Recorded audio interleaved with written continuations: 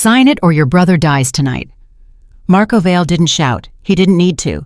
He said it the way men say things when they've already decided, when the threat isn't a threat anymore, but a fact waiting to happen.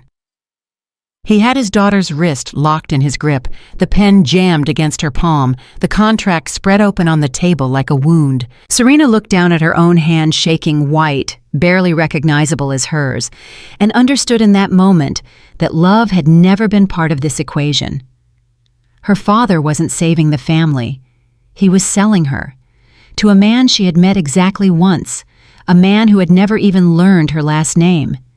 If this story moves you, please subscribe to our channel, hit the bell, so you never miss a chapter, and drop a comment telling me what city you're watching from. I want to see how far this story travels.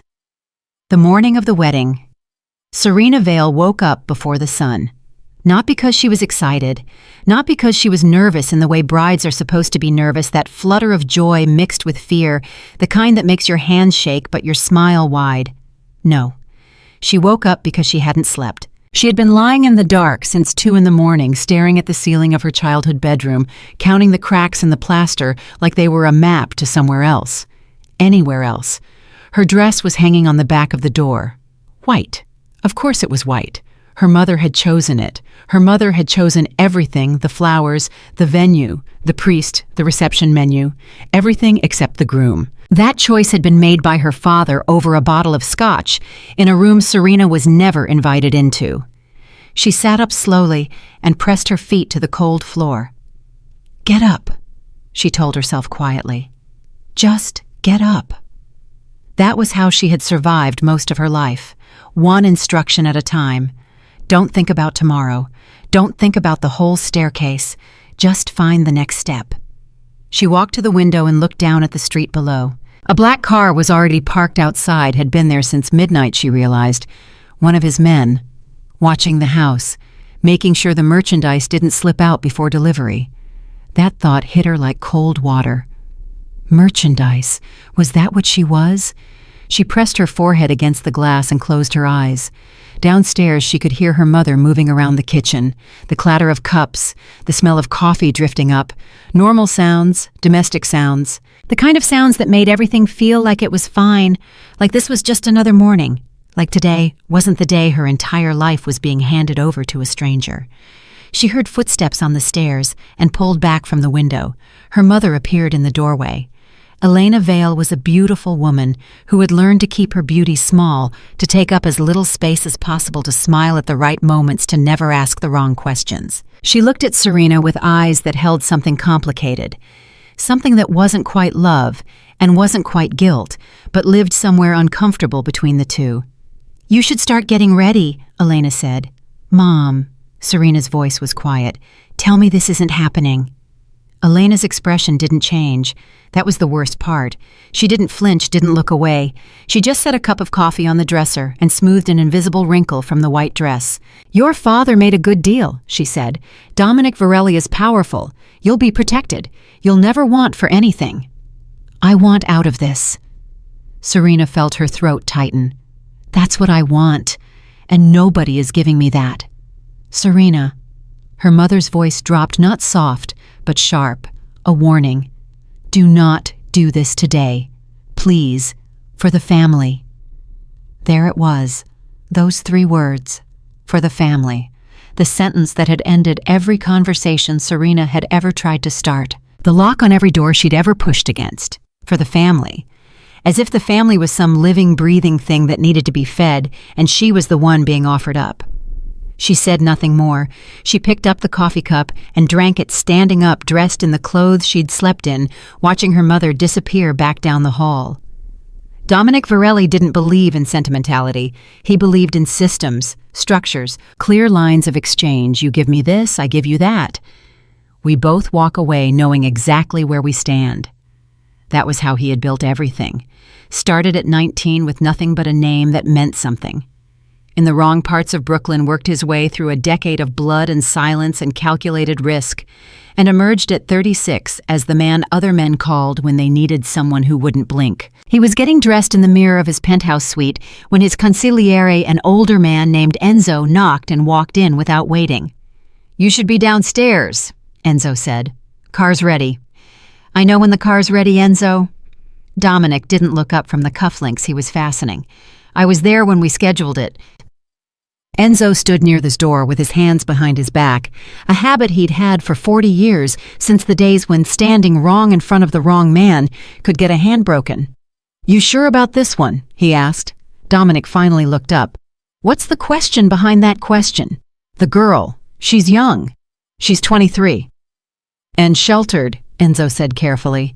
"From what I understand, Marco kept her very... Marco's situation is not my concern." Dominic adjusted his jacket. "The routes through the port are my concern. The 5 families breathing down my neck about the Northern Territory is my concern. Marco Vale offering me the only thing that makes those problems go away is my concern. The girl comes with the deal, that's all." Enzo said nothing for a moment. Then, "She doesn't know you. She doesn't need to know me. She needs to be my wife." Dominic picked up his watch from the nightstand. "That's a legal term, not an emotional one." He walked past Enzo toward the door. Enzo turned. "Dominic." "What?" "Just..." The old man paused. "Try not to be yourself today, just for a few hours." Dominic almost smiled. Almost. "No promises," he said, and walked out. The church was full of people who were afraid of each other. That was the thing about these gatherings. Serena had been to enough of them growing up to recognize the particular energy in the room. Men in expensive suits who smiled too wide and laughed too fast and kept their eyes moving even when their faces were perfectly still. Women who held their champagne glasses with both hands and said the right things at exactly the right moments. Everyone performing. Everyone watching everyone else perform. Serena sat in the bridal room off the main hall and listened to the organ music drifting through the walls. Her maid of honor, a cousin named Lucia, who had been told very little, was touching up Serena's hair with a look of forced cheerfulness. "You look incredible," Lucia kept saying. "Seriously, Seri, you look like a movie." "Lucia, you do." "Stop." Lucia's hands paused in her hair. "Are you okay?" Serena met her own eyes in the mirror. She studied them like she was looking at a stranger. Dark. Still. Frightened, but only if you knew where to look. "I'm fine," she said. She wasn't. But fine was the only word she had access to right now. Fine was armor. Fine was the thing you said when the truth was too complicated to explain in the 10 minutes before you had to walk down an aisle. The door opened, and Marco Vale stepped in. He was a broad man, her father. Not tall, but wide shoulders, wide jaw, the kind of physical presence that filled a room before his personality even had a chance to. He'd been handsome once, in photographs she'd seen from before she was born. Now he just looked like someone who'd made too many hard decisions and stopped feeling the weight of them. He looked at her in the mirror. "You look good," he said. "Father." She turned around. "I need to talk to you." "Not now, Serena." "Yes, now." She stood up. "Before I walk out that door, you owe me that much." Something flickered in his face. Not regret, not love, something she couldn't name, an irritation maybe. The faint impatience of a man who needed to get through a transaction and found himself delayed by something inconvenient. "You'll be fine," he said. "Varelli is good for his word. He's a criminal. He's a businessman. He runs half the docks, Papa. Don't insult me by pretending he's something else." Marco's jaw tightened. "And what do you think your grandfather was? What do you think keeps the lights on in this house? What do you think paid for your school, your clothes, your whole—" He stopped himself, took a breath. "You come from this world, Serena. You always did. I'm just making it official." She felt something cold move through her. "You're selling me." "I'm protecting you." His voice was flat, final, the kind of flat that meant the conversation was over. "By handing me to a man I've met once. For 5 minutes. In a restaurant." Her voice cracked at the edges but held. "You didn't ask me, Papa. You didn't even ask me." Marco straightened his jacket. "It wasn't a question," he said simply. And then he held out his arm. And Serena, because what else was there, took it. Dominic saw her for the second time at the altar. The first time had been 3 weeks ago, that meeting in the restaurant Marco had arranged. He'd looked at her the way he looked at most things, assessed, cataloged, moved on. She was quiet, well-dressed, kept her hands in her lap and answered questions with short sentences and didn't push back when Marco interrupted her. He'd thought unremarkably fine. She'll do. She won't cause problems.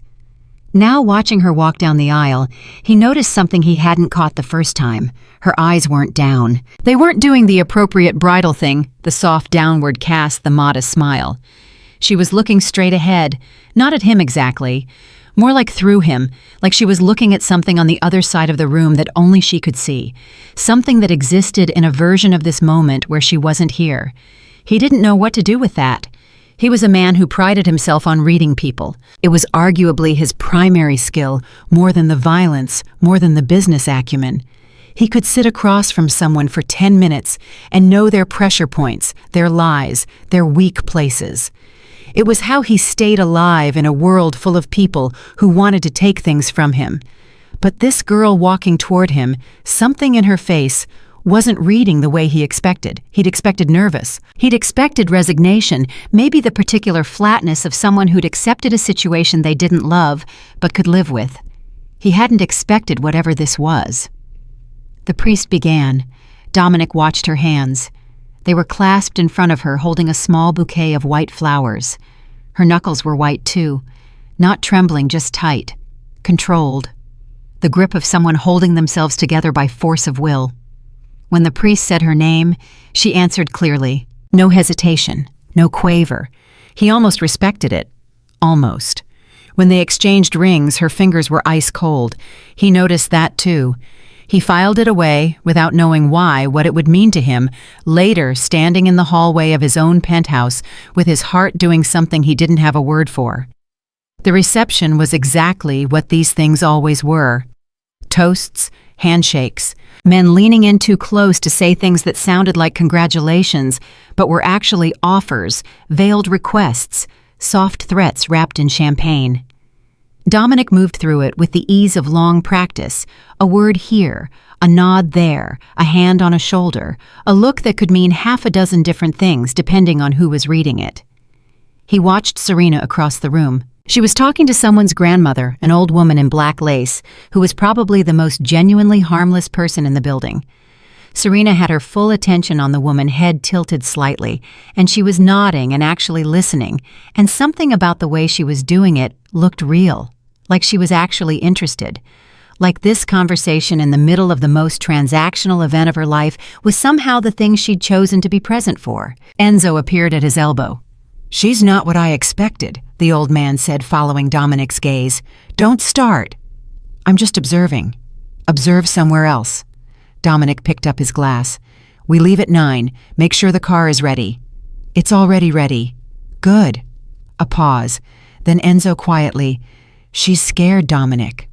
Most people are scared of me. I've learned to live with it. This is different." Dominic turned to look at him. "What do you know about different?" Enzo held his gaze for a long moment, then just shook his head and walked away. Dominic looked back across the room. Serena was laughing now, softly, genuinely, at something the old woman had said. And the laugh reached her eyes. He noticed that. It actually reached her eyes. He looked away. He told himself it didn't matter. The penthouse was quiet when they arrived. His staff had been instructed to clear out. No housekeepers, no security inside the apartment, no one. Just space. He had thought when he'd given that instruction that it was pragmatic that a woman moving into a new home didn't need an audience. He hadn't examined it beyond that. Serena walked in ahead of him and stopped just inside the door. She was still wearing the dress. She had her small bag clutched in both hands in front of her the same way she'd held the bouquet at the altar. She looked around the apartment slowly. The high ceilings, the floor-to-ceiling windows, the city spread out 40 floors below, like a map of a world she was suddenly very far from. "It's big," she said. "Yes." "Where?" She stopped, started again. "Where should I put my things?" "There's a room prepared, second door on the left." She nodded and walked toward it. He stood in the main room and poured himself a drink and didn't move for a while. He could hear her in there, the soft sounds of movement, a drawer opening, a bag being set down. Normal sounds, domestic sounds, the kind he had not heard in this apartment in a very long time, because he lived alone and preferred it that way. He finished the drink, then he walked to the door of the room she was in and knocked. A pause. Yes. He opened the door. She was standing in the middle of the room. She hadn't unpacked anything. She was just standing there still in the dress, her bag still in her hands, and she was looking at him with those dark, still eyes, and suddenly the thing he'd been cataloging all day, the white knuckles, the ice-cold fingers, the look at the altar, all of it coalesced into something that landed in his chest with the particular weight of comprehension. She was terrified, not nervous, not apprehensive, not playing at fear to see how he'd respond, terrified, the real kind. The kind that lives in the body before the mind has a chance to process it. "Serena," he said. "I know what you expect," she said. Her voice was steady. She was working hard to keep it steady. He could see the effort. "I understand what the contract means, what tonight means. She stopped. He waited. "I just need you to know that I've never—" She stopped again, looked down at her hands, then back up at him. "I don't know what I'm doing. And no one ever talked to me about—" Her voice dropped to almost nothing. "I've never been with anyone." The sentence landed in the room like a stone, dropped into still water. Dominic didn't move. He stood in the doorway and held very still and felt something shift behind his sternum. Not desire, something older and less comfortable than that. Something that used a muscle he hadn't worked in a long time. He'd negotiated with men who had tried to kill him. He'd sat across tables from people whose hands were shaking because they knew they were about to lose everything. He'd watched people break under pressure in 100 different ways. Anger, tears, bluster, collapse. He did not know what to do with this. "Say that again," he said. His voice came out quieter than he intended. She met his eyes. "I've never been with anyone." A beat. "No one asked me before tonight. No one thought it was important. No one thought it was important." He repeated those words in his head twice without meaning to. "Who knew?" he said. "What? That you hadn't?" He stopped. Chose his words. "Did your father know—" Something complicated moved across her face. "My father arranged the marriage," she said. "He knows everything about me that matters to him." The implications settled over Dominic like a weight. Marco Vale knew. Marco Vale had known and had not mentioned it, not in the negotiations, not in the contracts, not in the 3 meetings they'd had in the past 2 months, where they'd hammered out every detail of the arrangement. It had not come up, because Marco had not thought of it as something that needed to come up, because from Marco's perspective, it was irrelevant. A detail about the property, not something the buyer needed to know in advance. Dominic became aware that his hand on the doorframe had gone tight. He forced it to relax. He looked at Serena, really looked at her, and for the first time since they'd met, he stopped assessing and just saw. A young woman in a white dress, standing alone in a room that wasn't hers, in an apartment that wasn't hers, handed to a man she didn't know by a father who had never asked her a single question about what she wanted, 23 years old, terrified, and absolutely, completely alone. Something in Dominic Varelli, something that had been dormant for so long he'd forgotten it was there, cracked open. He didn't say anything for a long time. Then, "Sit down," he said quietly. She blinked. "What?" "Sit down, Serena. Please." She sat on the edge of the bed, slowly, still watching him, like she wasn't sure what shape the next moment was going to take. He stayed in the doorway. He did not come closer. He crossed his arms, not aggressive, just contained like he was holding himself in place by deliberate choice. "I'm going to ask you something," he said. "And I need you to answer me honestly, not the way you've been taught to answer things, not the way that keeps the peace, honestly." She waited. "Did you agree to this marriage?" Her lips pressed together. "I signed the contract." "That's not what I asked." A long silence. "No," she said finally. "I didn't agree." The word fell between them like a verdict. Dominic nodded slowly. He looked at the floor for a moment, then back at her. "Okay," he said. "Okay." Her voice shifted, confused, wary. "What does okay mean?" "It means I heard you." He pushed off the door frame and stepped back. "Nothing is going to happen tonight. You have this room. The door locks from the inside. You sleep. We talk in the morning." Serena stared at him. "That's it," she said. "That's it." "But the contract," "The contract," Dominic said carefully, "is something I signed with your father, not with you." He met her eyes. "I'm starting to think that distinction matters."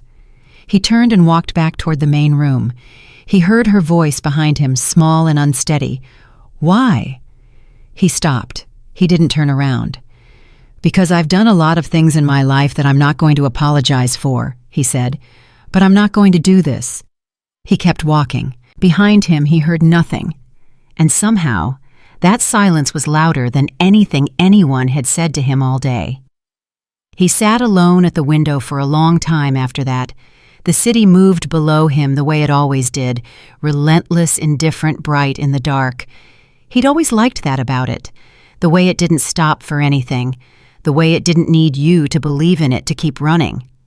He poured another drink and didn't touch it. He kept coming back to one thing. Marco Vale had sat across from him at dinner 3 weeks ago and talked about his daughter like he was describing an asset in a portfolio. Good temperament, no complications, quiet, adaptable. He'd used those exact words, adaptable, like she was a piece of software he was selling the license to. And Dominic had nodded and moved on to the shipping routes, because the shipping routes were the thing that mattered. He thought about her face in that room. The steadiness she was working so hard to maintain. "I've never been with anyone. No one asked me before tonight. No one thought it was important." He picked up the glass and set it back down without drinking. He thought about a different version of tonight. The version where he walked through that door and did exactly what the contract entitled him to do. The version where she didn't say anything because she'd been raised not to say anything. The version that probably he realized with a cold certainty was the version Marco had banked on. That version of tonight made him feel something he had not felt in a very long time. Sick. Not metaphorically. Actually, physically nauseated. He was a man who had built an empire on the principle that power was power, that if you had it and someone else didn't, that was simply the natural order of things, and there was no point in feeling complicated about it. That was how the world worked. That was how it had always worked. He'd never wasted energy on guilt. Guilt was for people who still believed they had the option of doing things differently. But sitting in the dark with the city below him and a locked door down the hall, Dominic Varelli found himself unable to finish the thought. Because there was a girl in that room, not a transaction, not an asset, not a clause in an agreement. And a girl who had been handed to him by her own father, told to be adaptable, and never not once asked what she wanted. And he had been about to add to that. He had been about to become the next man in a long line of men who looked at her and saw something they were entitled to. The thought stayed with him long into the night. It was not a comfortable thing to sit with, but he sat with it anyway. Because some part of him, some part he'd stopped listening to a very long time ago, understood that looking away from it was the worst crime. Outside, the city kept moving, and inside, for the first time in his adult life, Dominic Varelli sat still and let something true land on him without fighting it off. He didn't know what to call what was happening. He only knew it wasn't nothing. She didn't sleep, not a single hour, not even close. Serena lay on top of the covers in her wedding dress because she hadn't been able to make herself take it off. Taking it off would mean accepting that this was real, that this room was real, that the locked door and the 40 floors between her and the street below were real. So she lay there in white silk and listened to the silence of a penthouse that didn't know her name and stared at the ceiling until the darkness outside the windows began to thin. At some point, she heard him. Dominic. Moving through the apartment in the hours before dawn, the low sound of a glass being set down, the creak of a chair, footsteps that stopped and didn't resume. He wasn't sleeping either.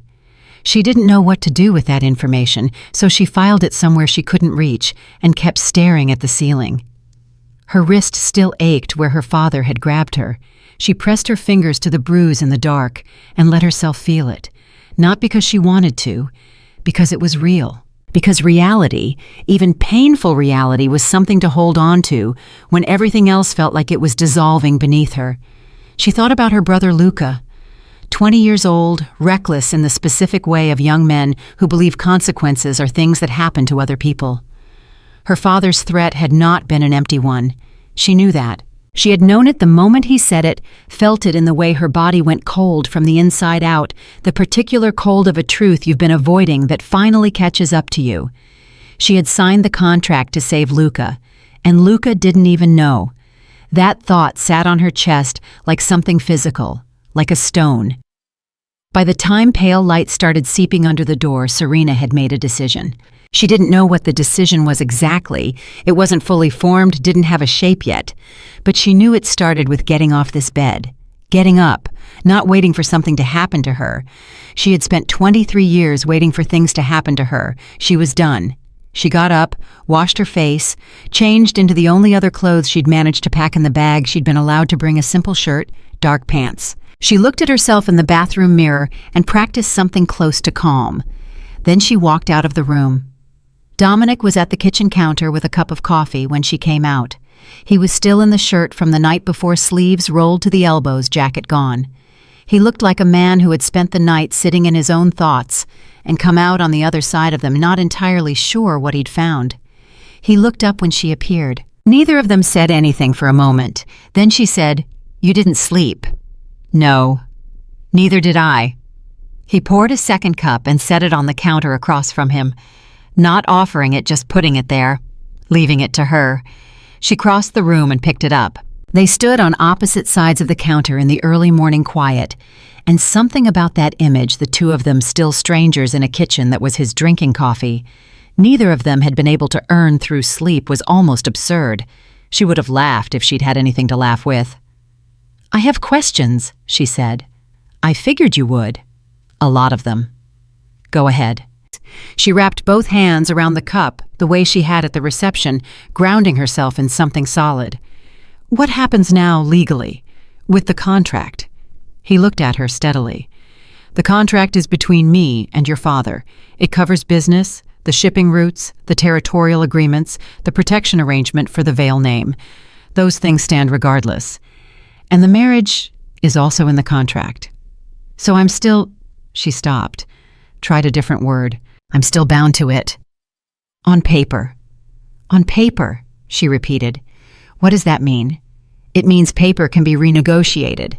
He held her gaze. "Or torn up." The sentence landed carefully between them. She didn't reach for it yet, wasn't sure she trusted it. In her experience, men who offered things always wanted something back. The exchange rate was always higher than the advertised price. "Why would you do that?" she said. "You got what you needed, the routes, the territory. Why would you renegotiate?" Dominic set his cup down. "Because I made a deal I didn't have all the information for." "What information?" His jaw tightened barely, but she caught it. "That you didn't agree." "My father told you I agreed." "Your father told me a lot of things." Something moved through his expression. Controlled but present. Not all of them appear to have been accurate. The way he said it, quiet, precise, with a particular flatness underneath it, made the hair on the back of her neck rise, not because she was afraid of him in this moment, because she recognized that tone. She had heard it in her father's voice, in the moments before things went badly for other people. She said carefully, "What do you know? Enough." He looked at her. "The question is what you know." "What do you mean?" He was quiet for a moment. "Then, the contract, Serena. Have you read it? The full version?" She blinked. "My father showed me where to sign."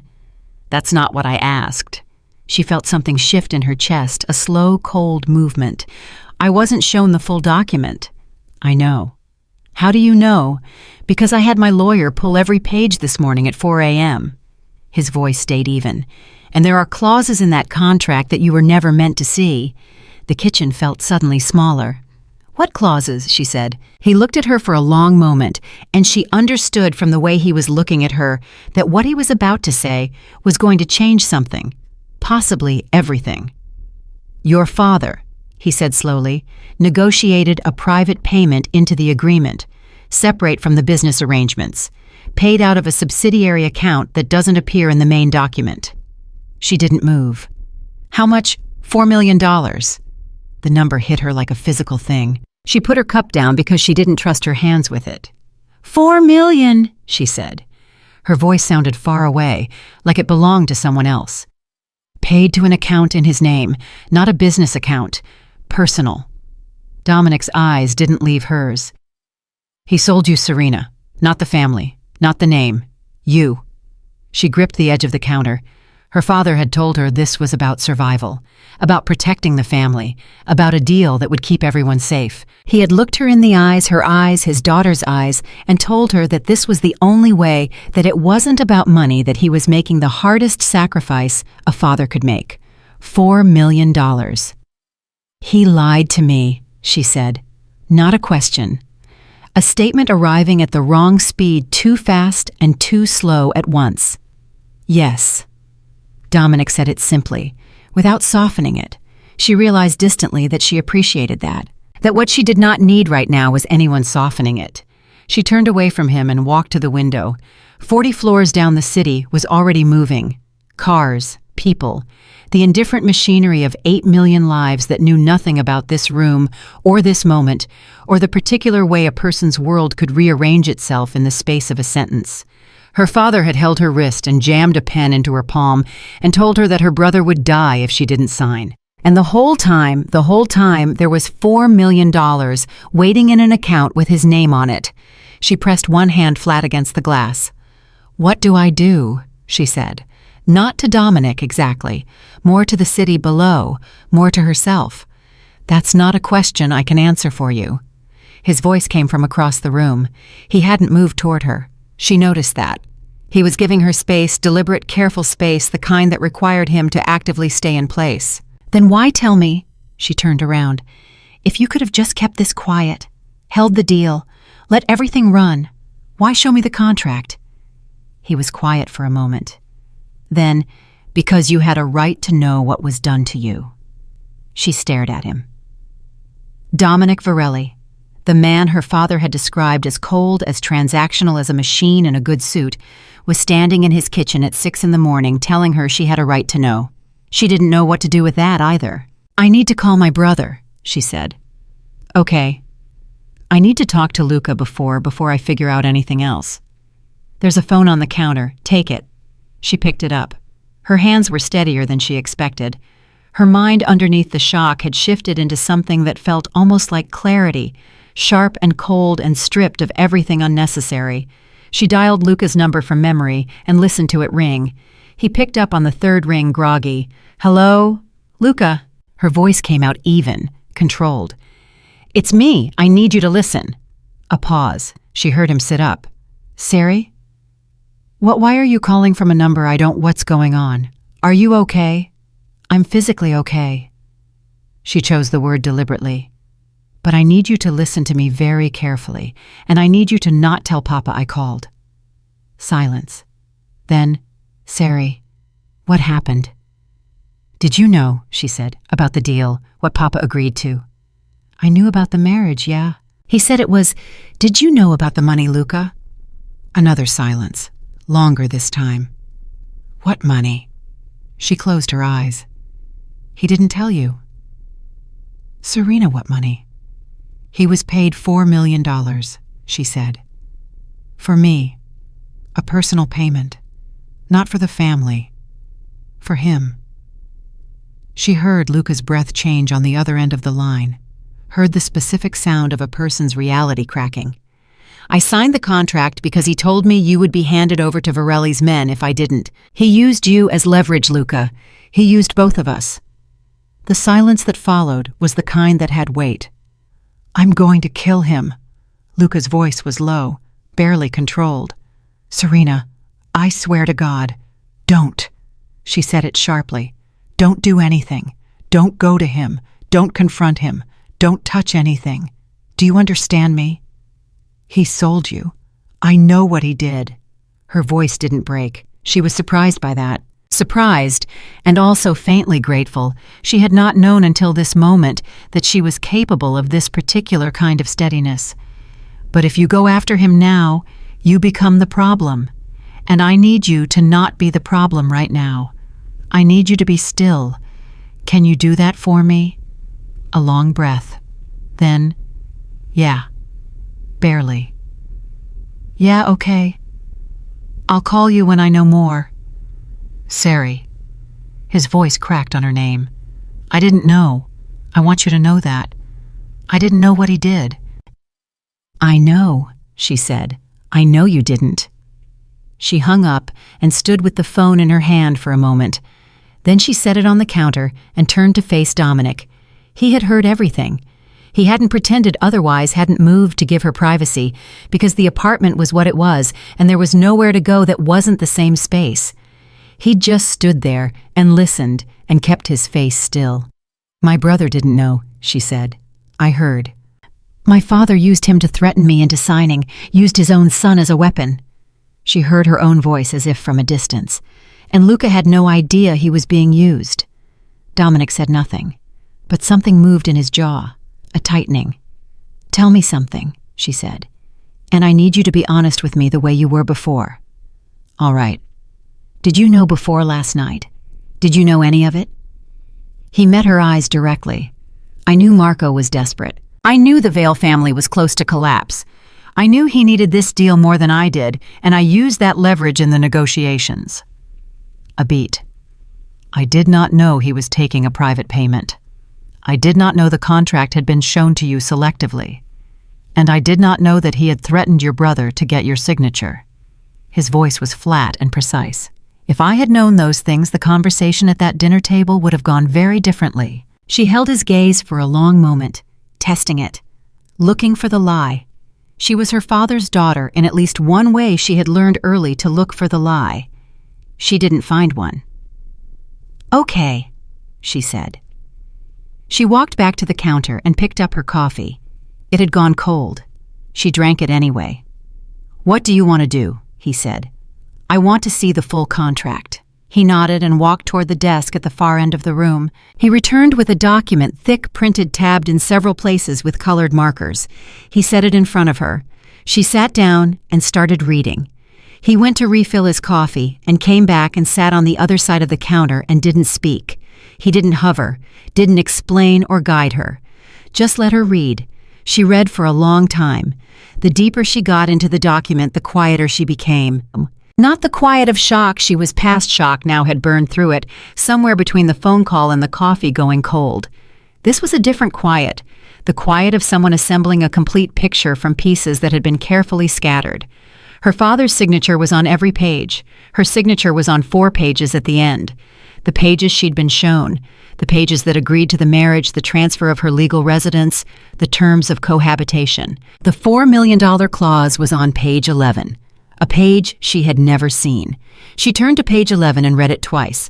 Then she set the document down flat on the counter with both palms pressing against it and breathed through her nose. He structured it as a consulting fee, she said, for brokering the deal. Yes, consulting. The word came out like something she was turning over in her hands. He charged you $4 million for the privilege of selling his own daughter and called it consulting. Dominic didn't respond to that. There was nothing to respond to. She pushed the document away. I have nothing, she said suddenly, not with self-pity, just as a statement of fact, cold and clear. I have no money of my own, no career. I never went to university because he said the family needed me home. I have no apartment, no assets, nothing in my name. He made sure of it. She looked up. I understand now why. If I had had anything, I could have left. You're not without resources, Dominic said. What does that mean? It means you're legally my wife, and I have resources. She shook her head. I'm not asking you for anything. I know you're not. He held her gaze. I'm offering. Why? The question came out harder than she intended, more jagged, but she let it stand because it was the right question, and she needed a real answer to it. He was quiet for a moment. Then, because what was done to you was done in a deal with my name on it. That makes it in part my responsibility. You didn't know. I should have asked more questions. His voice didn't change in volume, didn't rise, didn't fall. Just stated it. I didn't ask because I didn't want to complicate the deal, and not asking made me complicit. He picked up his cup. That's a thing I have to live with. She stared at him. This man who had been described to her as a predator in a suit, as a creature made of strategy and indifference, was sitting across from her in his kitchen, taking responsibility for something that was not entirely his fault. She didn't know what world this was. She didn't recognize the rules. I don't know how to do this, she said quietly. Do what? Trust a stranger. She pressed her lips together. I was raised by someone who turned out to be a lie. My entire understanding of how men behave and what they want and what I'm worth, all of it, came from him. And all of it was wrong. So I genuinely don't know how to... She stopped. I don't know how to know if you're telling me the truth. Dominic set his cup down. He leaned forward, not toward her, just into the space between them. You don't have to decide that today, he said. You don't have to decide anything today. But the contract will still exist tomorrow, and the day after. He held her eyes. Right now, this morning, you don't have to figure out the rest of your life. You just have to get through the next hour. She looked at him for a long moment. Then something in her face shifted, not softened exactly. More like a hairline crack appeared in the surface of it. The tiniest fracture in the armor she'd been wearing since she woke up in her childhood bedroom and looked down at that black car on the street and understood what she was. I'm angry, she said. Her voice was very quiet. I'm so angry I can't find the edges of it. It just goes. I don't know how to be this angry without breaking something. Then break something, he said. She blinked. I'm serious. His voice was steady, almost dry. There's a set of dishes in that cabinet that I've never liked. Have at it. She looked at the cabinet, then back at him, and for the first and most unexpected reason of her entire morning, Serena Vale almost smiled. It didn't quite make it, but it came closer than anything had in a very long time. She pressed the back of her hand to her mouth and held it there. Dominic watched her and said nothing, and let the moment exist without filling it. After a long time, she said, I want to talk to a lawyer. I'll have one here within the hour. My own lawyer, not yours. A pause. Something shifted in his face, and she couldn't tell if it was surprise or something closer to respect. I'll have my assistant compile a list of independent family law attorneys, he said. You choose. She nodded. Then she straightened in the chair and pulled the contract back toward her and turned to page 11 again. She read the clause one more time, slowly, every word. Then she looked up. My father is going to call today, she said. He's going to want to confirm everything is settled. Most likely. When he calls, she said carefully, I'd like to be the one who answers. Dominic held her gaze for a moment. Then he reached into his pocket and slid his phone across the counter to her. I'll be in the other room, he said. He stood up and walked away. She heard him pick up his jacket, heard the sound of the apartment door opening. He was giving her the space, not just in the room he was leaving entirely. Going into the hall, she realized, so she would have the apartment to herself. She looked down at the phone. She looked at page 11. She looked at her own reflection in the dark screen of the phone. Small, composed, dark circles under her eyes, wedding dress traded for a simple shirt. A woman she barely recognized. A woman who had signed her name on a document she wasn't allowed to read and woken up in a city she didn't choose and was now sitting in the kitchen of a man she didn't know, reading the price her father had assigned to her. She pressed her hand flat against page 11. $4 million. Her father's phone rang twice before he picked up. Serena? His voice was warm, the Sunday morning version of him, the version that still believed everything had gone smoothly. How are you, sweetheart? Is everything... I read the contract, Papa. Her voice came out perfectly even, all of it. A silence, long enough to be its own answer. I don't know what you... Page 11, she said. The consulting clause, the $4 million that went to your personal account. She paused. I read all of it. The warmth in his voice was gone so fast, it was like it had never existed. Serena, listen to me. I am listening, she said. That's the problem. I've been listening to you my entire life, and I never heard the right thing. But I'm listening now, and I need you to understand something." She heard him breathing. "I know what you did," she said, "and I know why. And I know you told yourself it was for the family. You probably still believe that." Her voice stayed level, controlled, a kind of control that came not from suppression, but from the specific cold clarity of someone who has finally run out of things to protect.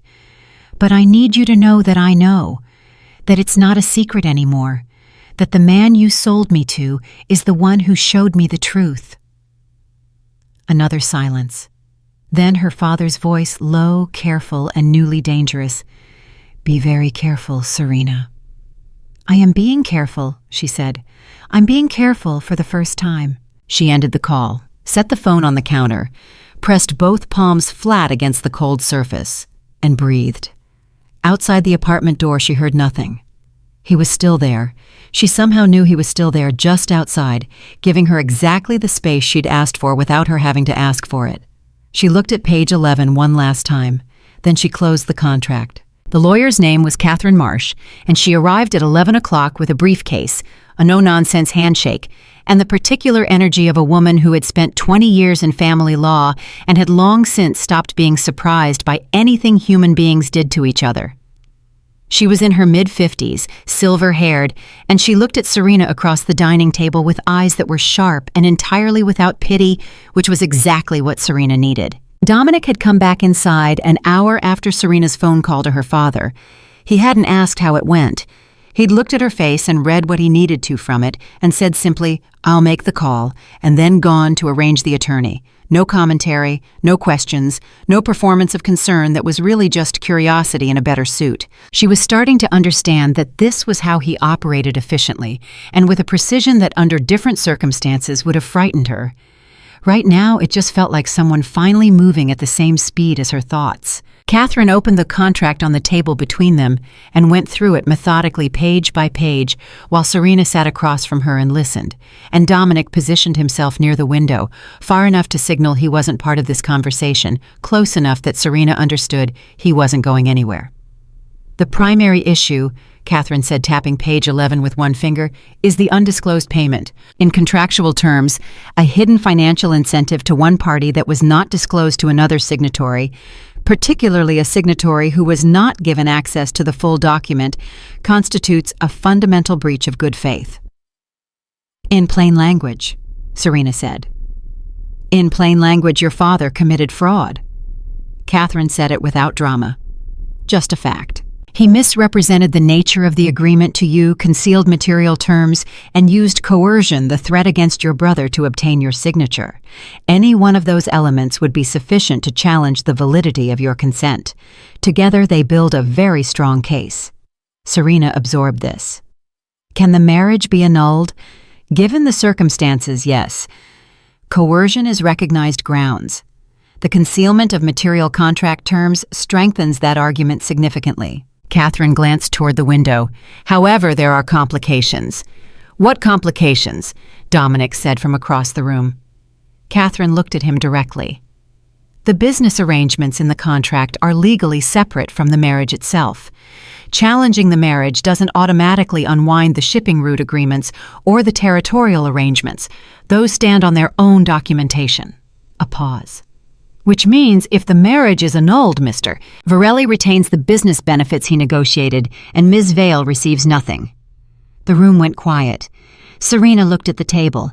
She turned that over in her mind, slowly examining it from every angle, the way she'd been turning over everything this morning, with the methodical care of someone who could no longer afford to miss anything. "So my father," she said carefully, "structured it so that whether the marriage holds or not, he keeps the money, the business deal goes through, and I either stay married to a stranger or walk out with nothing."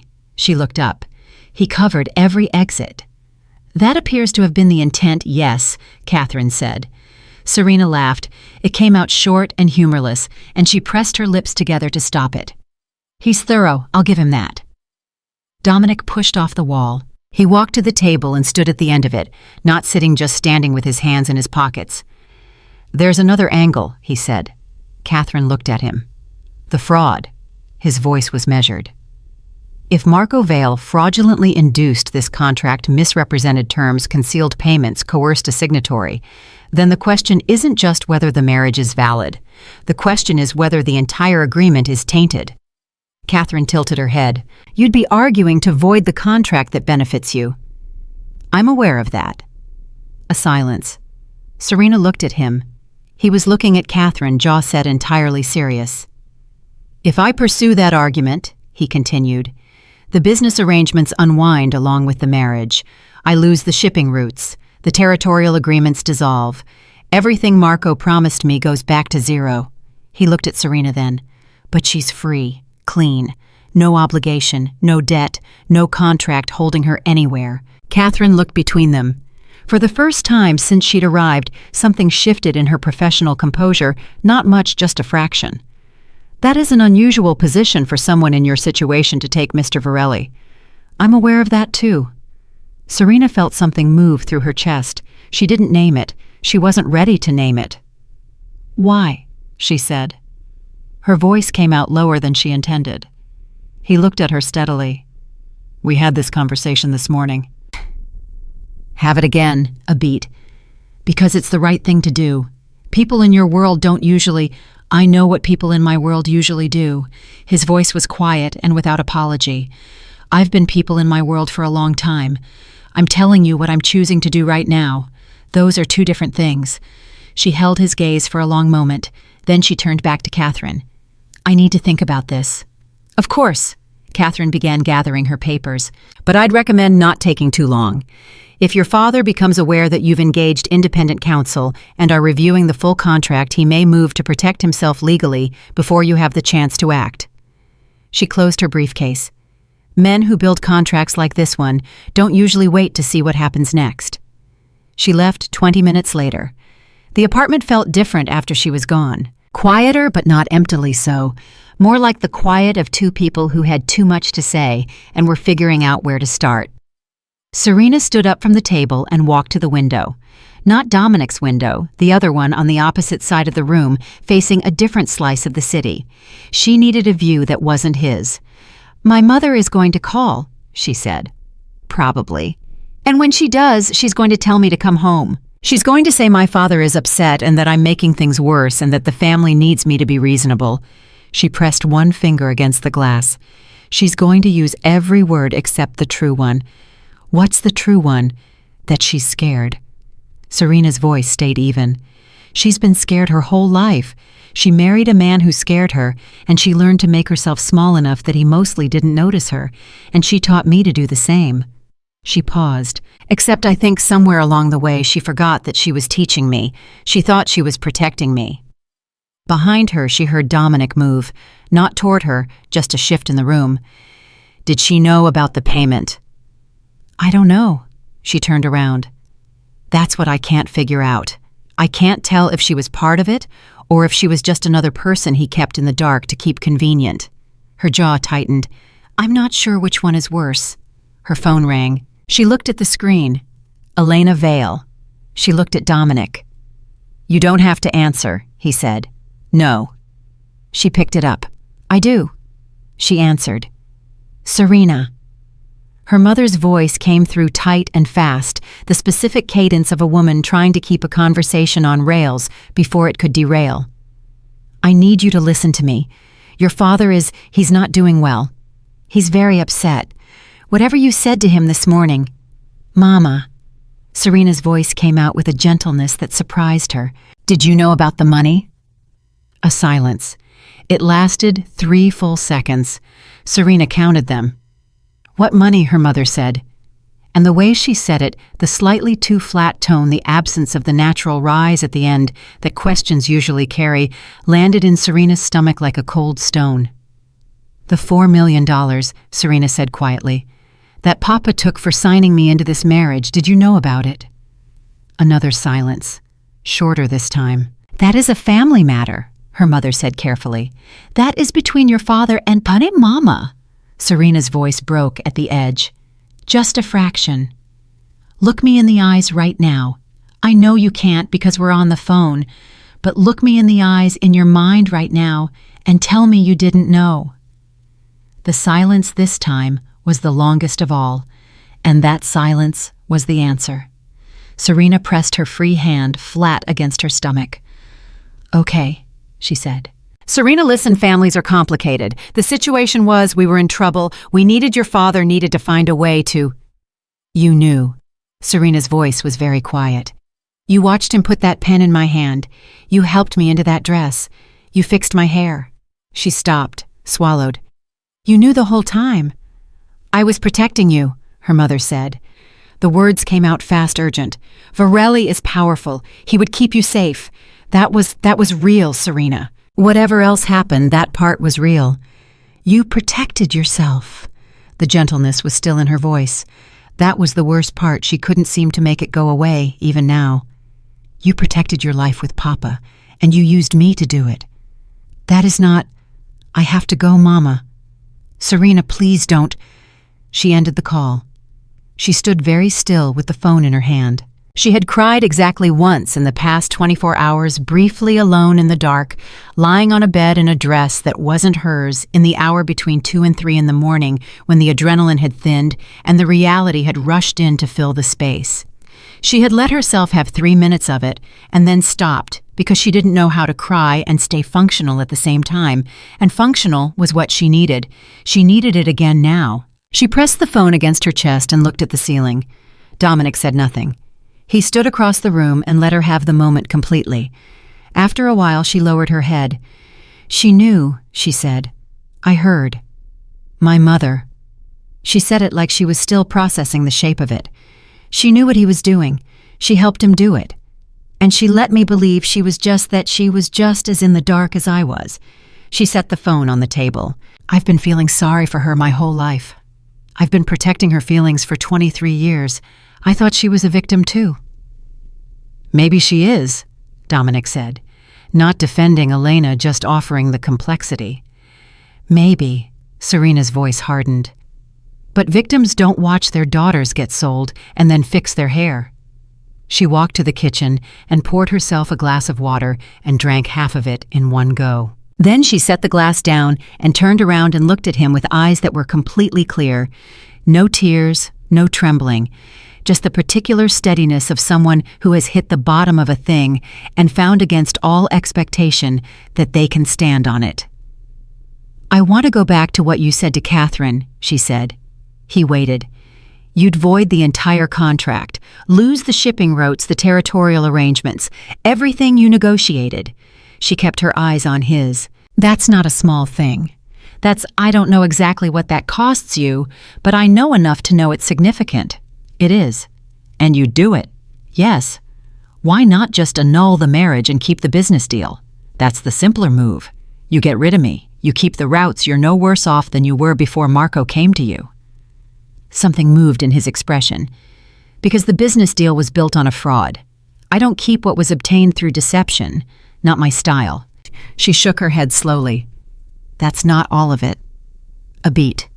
He looked at her. "No, it's not." "Then what's the rest of it?"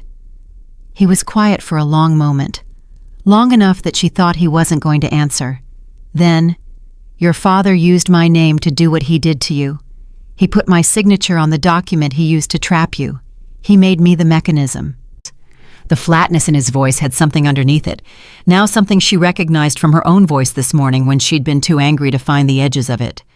"I don't get to walk away clean from that just because I didn't know. The damage was done in my name. That means I have a responsibility to be part of undoing it." She studied him. "You're a strange man," she said finally. Something shifted in his face, not quite a smile, but adjacent to one. "I've been told." "I don't mean it badly." She tilted her head. "I mean I was prepared for something very different. I was prepared for someone who looked at me and saw a clause in a contract. I knew how to handle that. I had a whole system for surviving that." She paused. "I don't have a system for this." "For what?" "For someone who's actually—" She stopped. "For someone who's actually trying to be decent." The word decent landed in the room between them like something fragile. He looked at her for a long moment without speaking. Then, "Don't give me too much credit. I'm not a decent man by most measures." "By most measures," she said. "Not by all." He didn't answer that. She picked up her water glass and turned it slowly in her hands. "There's something I haven't told you," she said. His focus sharpened. "When my father called me into the room with the contract before the signing, he didn't just threaten Luca." She set the glass down carefully. "He told me something else. He said that if I made trouble after, if I tried to leave or make a case or cause any problems once the deal was done, he had a way to make sure Varelli turned on me." She looked up. "He said he had information about you, something he could use to make you believe I was the problem, that I'd been talking to the wrong people, passing information that I was—" She searched for the word, "a liability." The silence that followed was a different kind of silence. Dominic went very still. "What kind of information?" he said. "He didn't say. He said it was enough." She held his gaze. "I didn't know if it was real or if it was another threat designed to keep me in line. But you need to know he said it, because if he feels cornered now after this morning's phone call, he may use whatever he has." Dominic's expression had closed down in a way she hadn't seen yet.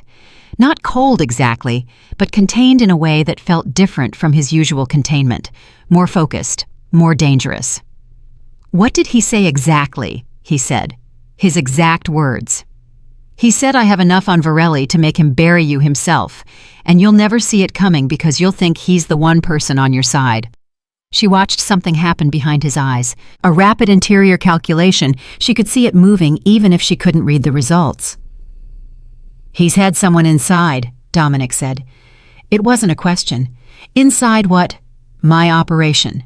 His voice was quiet and precise. "Someone feeding him information. That's what he's holding." He looked at her. "How long has he been saying this? How long before the wedding?" 3 weeks, when I first refused to sign." She paused. "He said he'd been gathering it for months, that he went into the negotiation with insurance in case things went wrong."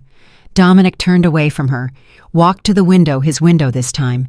He stood there with his back to her and his hands in his pockets, and she could see the tension in his shoulders from across the room. "I'm sorry," she said. "I should have told you earlier. I didn't know how much to. I didn't know if you'd believe me or if you'd think I was using it to—" "You told me now," he said without turning around. "That's what matters." She waited. He turned back. His face was controlled again, fully carefully controlled. Whatever the calculation had produced, he'd finished it and put it away. "This changes the timeline," he said. "What does that mean?" "It means your father's move isn't going to come through lawyers." He walked back toward her. "If he has someone inside who's been feeding him information, then he knows things about my operation that could be used to apply pressure, real pressure, the kind that doesn't go through family court." His eyes were direct. "He's not going to fight this legally. He's going to try to force a result before it gets that far." She felt the weight of that. He'll move fast. He already is. That phone call this morning when you confronted him. He's been on the phone with someone since the second you hung up. I'd stake money on it. He looked at her steadily, "Which means we need to move faster." "What do we do?" He pulled out his phone. "I need to make 3 calls. You don't need to be in the room for them, but I need you to stay in the apartment. Don't call anyone else right now. Not Luca, not anyone." "Why not Luca?" "Because if Marco is watching and he is watching a call to Luca, signals that you're coordinating. And if he thinks you're coordinating with your brother, Luca becomes a target again." His voice was level, not trying to frighten her, just laying it out clearly the way he apparently laid everything out. "Give me 2 hours. Then we talk about next steps together. Every decision from this point together. You understand?" She looked at him. "Together," she repeated. "You're not a clause in a contract anymore," he said. "You're the other party in this. You get to be in the room." Something in her chest shifted that same unnamed thing from before moving again, pressing against the inside of her ribs. She nodded. 2 hours. He moved toward the far end of the apartment with his phone. She heard him dial, heard the low murmur of his voice without being able to make out the words. Not because he was hiding them from her, she realized, but because he'd physically moved to give her space from the conversation, to not pull her into the part of his world he was navigating right now without her consent. She sat back down at the table. She pulled the contract back toward her and opened it to a random page, not reading, just holding it, just keeping her hands on it, on the evidence of what had been done, so she didn't lose the clarity of it in the noise of everything happening around it. She thought about her mother fixing her hair. She thought about her father's voice, warm Sunday morning, warm before she'd said the words page 11. She thought about Luca, 20 years old, reckless and unknowing, sitting somewhere in the city right now trying to be still the way she'd asked him to be. She thought about Dominic on the phone in the other room dismantling something he'd spent months building because a stranger in a white dress had read a contract she was never supposed to see. She pressed her palm flat against the page. Her father had built this trap over months, had calculated every angle, covered every exit, insured himself against every possible failure. He had looked at his daughter and his son and his wife as instruments, things to be positioned, things to be used, things whose discomfort was an acceptable cost of a larger strategy. And somewhere in that calculation, he had made one mistake. He had not accounted for the possibility that the man he sold her to might look at her and see a person. Across the apartment, she heard Dominic's voice drop lower. Then she heard 3 words, clear and cold and final, the way important things sometimes cut through walls. "Find him tonight." She looked up. She didn't know who he was looking for.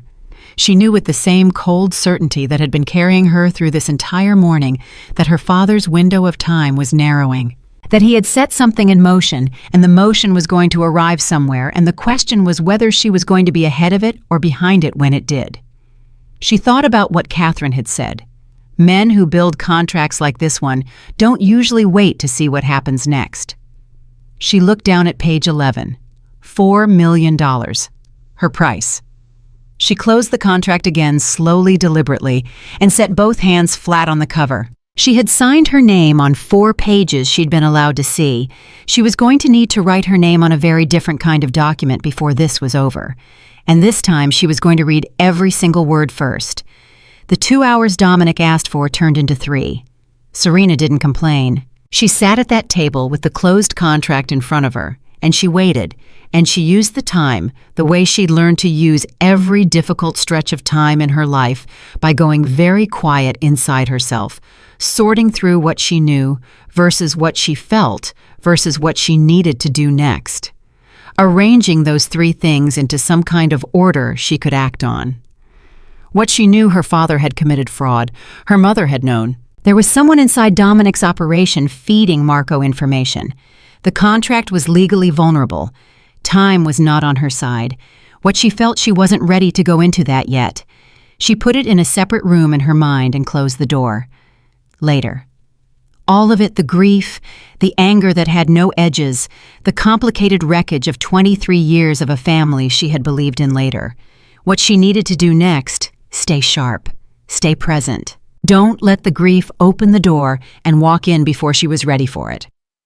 When Dominic came back to the table, his face told her immediately that the 3 phone calls had not produced simple news. He sat down across from her, set his phone face down on the table, looked at her directly, the way he always looked at her. She was noticing with that full, unblinking attention that most people reserved for things they considered important. He looked at her like she was important. She was still getting used to that. "I found the informant," he said. She straightened. "Who?" "A man named Sal Greco. He's been with me for 6 years. Ran logistics coordination for the port operations." He said it flatly, but she caught the thing underneath it, the particular flatness of someone compressing a real emotion into a manageable shape. "He's been feeding Marco Vale information for approximately 8 months. 8 months, she did the math. "That's before you and my father even began negotiating." "Yes." His jaw was set. "Which means Marco didn't approach me because he needed a deal. He approached me because he already knew enough about my operation to believe he could control the outcome of one." He looked at the table for a moment, then back at her. "I was never the one with the leverage in this negotiation. I just thought I was." The admission landed heavily in the room. She understood what it cost him to say it, a man whose entire identity was built on knowing more than the person across the table from him, on never being the one who was outmaneuvered. To say that plainly without dressing it up or deflecting it required something. "What does Sal know?" she said. "Enough to cause real damage if it reaches the wrong people. Shipment schedules, contact names, the structure of 3 agreements that are not public." He chose the word carefully. If Marco releases that information strategically, it doesn't just hurt the business. It creates exposure, legal exposure, the kind that takes years to manage. So he has a weapon, she said. He has a weapon, Dominic confirmed. And now he knows you've read the contract and you've engaged a lawyer and you've confronted both him and your mother. He knows the walls are moving. His eyes stayed on hers. He's going to use it. The only question is when. Tonight, she said. Possibly. More likely he waits to see if I move first.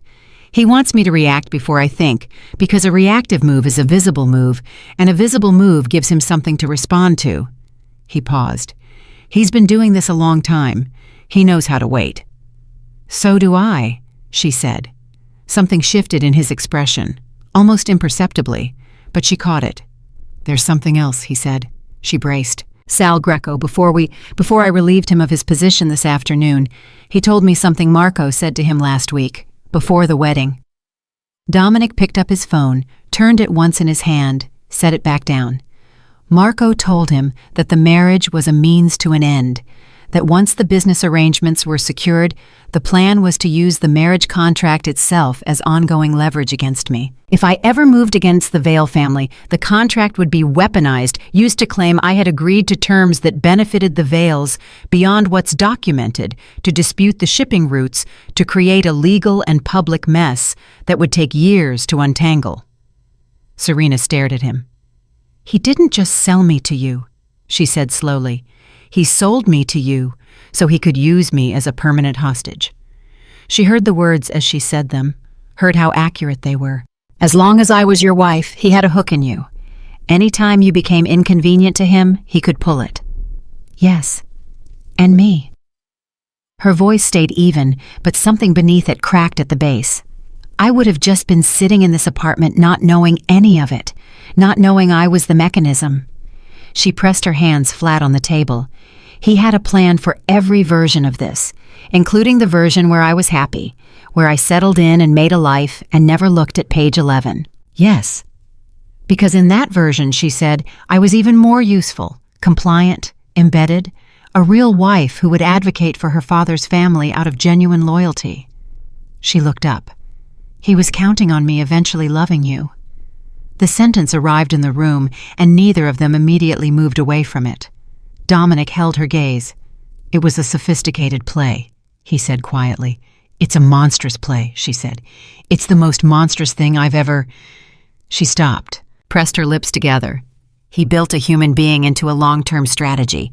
He looked at his daughter and saw an instrument with a 30-year useful life and a self-renewing motivation system. Her voice was shaking now, not much, but enough. I keep thinking I've found the bottom of it. I keep thinking this is the worst piece, and then there's another piece. Serena, I'm okay, she said it fast. I'm okay. I just need a second. She pushed back from the table and stood up and walked to the kitchen and ran the cold water and pressed her wrists under it the way she'd done since she was a teenager, when the anxiety got loud, a trick she'd taught herself because no one had taught her anything better. The cold water was just cold water. But cold water was real. Cold water was solid. Cold water existed outside of Marco Vale's calculations. She stood there for a minute. Then she turned the tap off and came back to the table. What do we do? She said. Her voice was steady again. We move first, he said. Tonight. How? He leaned forward. Catherine Marsh is drafting 2 documents simultaneously. The first is the annulment filing grounds of coercion and fraud, which, given the evidence, is airtight. The second is a civil fraud claim against Marco Vale, personally tied to the undisclosed $4 million payment. He looked at her carefully. Both of those are your actions to take, your claims. I can fund the legal process, but the filings are yours. And your side, I'm voiding the business contract on grounds of fraudulent misrepresentation. He paused. Tonight, I'm also having a conversation with 2 of the 5 families who were adjacent to this arrangement, people who need to understand what Marco did before Marco gets a chance to tell his version of events. You're controlling the narrative, she said. I'm making sure the truth gets there first. He met her eyes. In my world, the story told first is usually the story believed. Marco knows that too. It's why he's moving right now, even as we're sitting here. As if on cue, Dominic's phone lit up on the table between them. He looked at the screen. His expression didn't change, but something in his posture shifted. The way a person shifts when they've been waiting for a specific thing and it has finally arrived. "Who is it?" she said. "Marco." He looked at her. "He's calling me directly." The phone lit up and buzzed silently between them. 1 ring, 2. "Answer it," she said. "Are you sure to answer it and put it between us?" she said. "I want to hear what he says when he thinks he's talking to you alone." Dominic looked at her for one long moment. Then he picked up the phone and accepted the call and set it on the table between them on speaker volume low enough that it wouldn't carry beyond the two of them. "Marco." His voice was completely normal. The voice of a man who had received an expected call at an expected time. Nothing in it to signal that the entire morning had happened. "Dominic." Marco's voice came through warm and careful. The Sunday morning voice, Serena recognized it immediately, the same one he'd used on her before she'd said page 11. "I hope I'm not interrupting." "Not at all. What's on your mind?" A small pause. Serena could hear Marco arranging his words. She knew that pause. She had heard it hundreds of times at the dinner table, the pause of a man who always wanted to seem like he was speaking spontaneously, when in fact he had scripted every sentence in advance. "I wanted to check in," Marco said. "About Serena. I understand she may have been emotional this morning. She called me, said some things. I want you to know that she's always been sensitive. It takes her time to adjust to change." Serena stared at the phone. Dominic's eyes flicked to her. He kept his face completely neutral. "She seemed fine to me," Dominic said. Good, I'm glad." A beat. "I just want to make sure there are no misunderstandings between us. The arrangement is solid. You have my word on that. Whatever Serena may have said." "She mentioned a consulting fee," Dominic said. Casually, like a man raising a small administrative point. "On page 11 of the contract, I hadn't looked at that section closely before. Can you walk me through how that was structured?" The silence on the other end lasted exactly 4 seconds. Serena counted them. When Marco spoke again, the warmth was still in his voice, but something had gone out underneath it like a fire that's still burning on top but has lost its base. "That's a standard brokerage arrangement, very common in these kinds of deals. My lawyers can send over documentation if there's any—" "That's all right," Dominic said. "I had my own lawyers look at it." Another silence, shorter, more careful. "Dominic." Marco's voice had shifted now, still controlled but with a new frequency in it. Lower, more direct, the voice he used when he was deciding to stop pretending. "I think it would be useful for us to meet, in person, tonight if possible. There are elements of our arrangement that are better discussed face to face."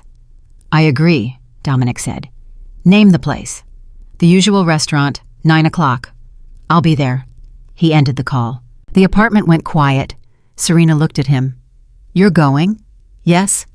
"He's going to try to apply pressure in person, show you what he has on the operation, try to make you feel like the smart move is to back down and let the contract stand."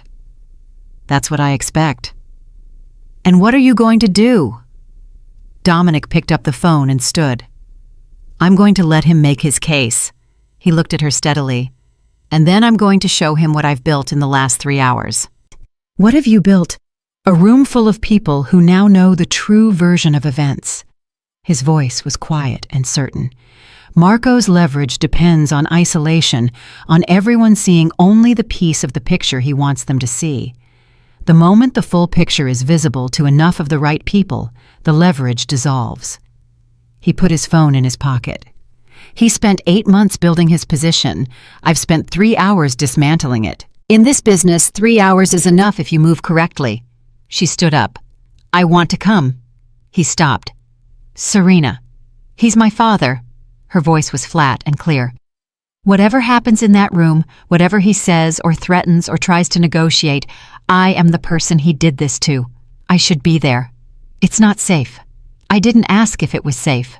She held his gaze. "I asked to be in the room. You said every decision from this point together. You said I get to be in the room." She paused. "Was that true? Or was it something you said because it sounded right in the morning? He looked at her for a long moment. Then, it was true. Then I'm coming. Another long moment.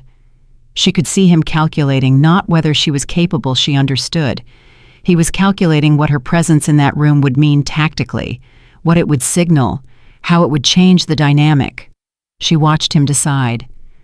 You don't speak unless I tell you it's time, he said finally. You observe, you listen, and if I tell you to leave the room, you leave. No argument. Agreed.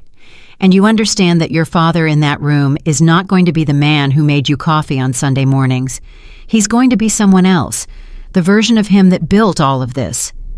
He held her eyes. You need to be prepared to see that. She met his gaze without flinching. I already saw it when he put that pen in my hand. He gave a single nod. Get your coat, he said. They arrived at the restaurant at 5 minutes to 9. It was the kind of place that existed in the particular overlap between legitimate and not good food private booth staff who had learned that the most important professional skill was selective blindness. Dominic moved through it, like he owned it, which Serena suspected he might, and the maitre d' walked them to a booth at the back without being asked. Marco was already there. He looked up when they appeared, and for a fraction of a second, just a fraction barely visible, gone before it fully formed, something moved across his face that Serena had never seen there before. Fear. Not of Dominic, of her. She sat down across from him and looked at her father and understood for the first time that she was the thing he hadn't planned for. He had planned for every version of Dominic.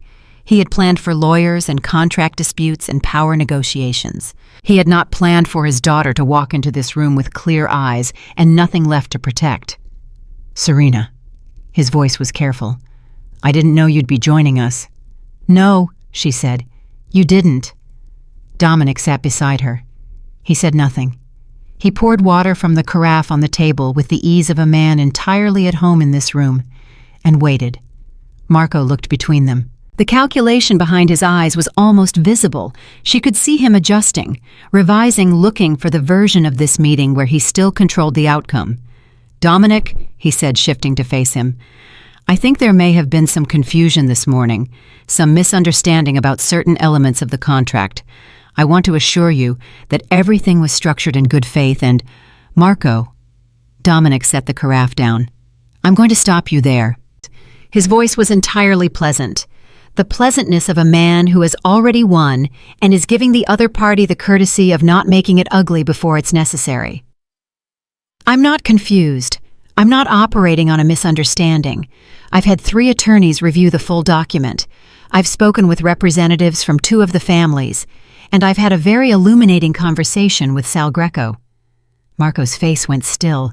The name landed like a slap. Serena watched it hit, watched her father's carefully maintained surface register the impact before he could close it back down.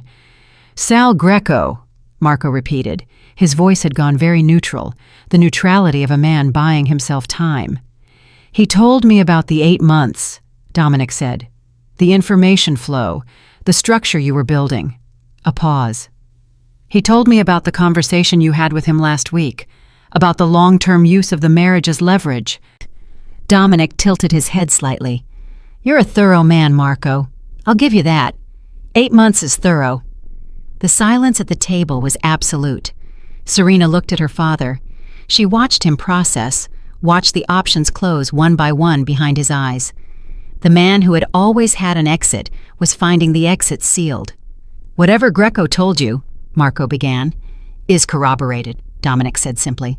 By documentation, by 2 independent witnesses, and by a bank record that clearly shows a $4 million transfer to a personal account on the day the contract was signed. He paused. You want to tell me that's a misunderstanding too?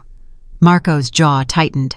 He looked at Serena, then really looked at her the way he almost never did, the way that meant he was reevaluating her as a variable rather than a fixed element in his plan. You did this, he said to her, low. Not loud, he was too controlled for loud even now, but with something in it that was meant to cut. She held his gaze. I read the contract, she said. That's all I did. You were supposed to... He stopped himself. To what? She said quietly. To not look, to sign where you pointed, and trust you, and never check what I was signing. Something moved in her voice. Not anger, not grief, something harder than both. I did that for 23 years, Papa. I trusted you for 23 years. I thought the one thing that was real and solid in my life was that you would never actually hurt me. She paused. Page 11. He looked away. Look at me, she said. He didn't. Look at me. Her voice didn't rise. It just became very, very precise. I want you to look at your daughter and explain to me how a man does this. I want to understand it. I want to hear you say it out loud in plain language without the business framing, without the family duty language. I want you to say what you did. Marco Vale did not look up. The silence stretched, and in that silence, Serena understood something she hadn't fully understood before this moment, that her father would not say it. Not because he couldn't find the words, because saying it would require him to see himself the way she was seeing him. And Marco Vale had spent his entire life arranging things, so he never had to do that. She felt something release in her chest, something she'd been holding for a very long time, longer than this morning, longer than the wedding, maybe longer than she knew.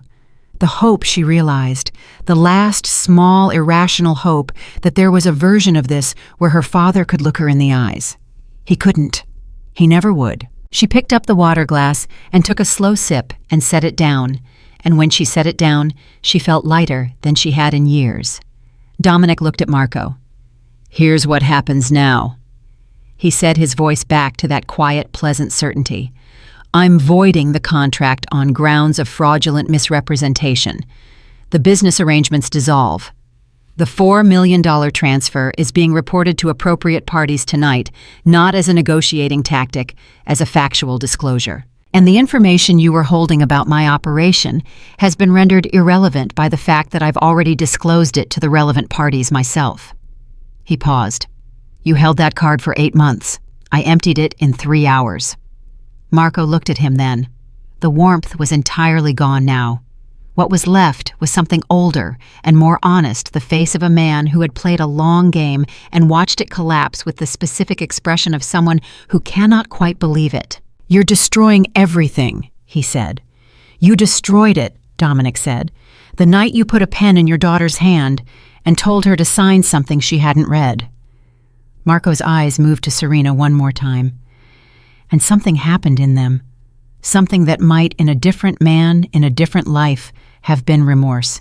She watched it arrive, and she watched it leave, almost immediately replaced by the familiar calculation, the eternal rearrangement of variables. You'll regret this, he said, to which of them it wasn't entirely clear. Serena set both hands flat on the table. I already have exactly one regret, she said, and it isn't this. She stood up. Dominic stood a beat after her smooth, unhurried the motion of a man who was leaving because he was finished, not because he was fleeing. Marco stayed seated. He didn't try to stop them. She understood why. He was already calculating the next move. She could see it in the set of his shoulders, the way his hand had moved to his phone on the table. Marco Vale would not stop because the room had shifted against him. He would recalculate and regroup and find another angle because that was what he did, what he had always done, what had made him successful in a world where most people quit when the first plan failed. She had understood this for years. She just hadn't understood until today that she had inherited the same thing. She walked out of the restaurant ahead of Dominic into the cold air of the night, and she breathed it in, and she kept walking until she was a full 20 feet from the door, and then she stopped and stood still and let the city noise wash over her. Dominic came up beside her.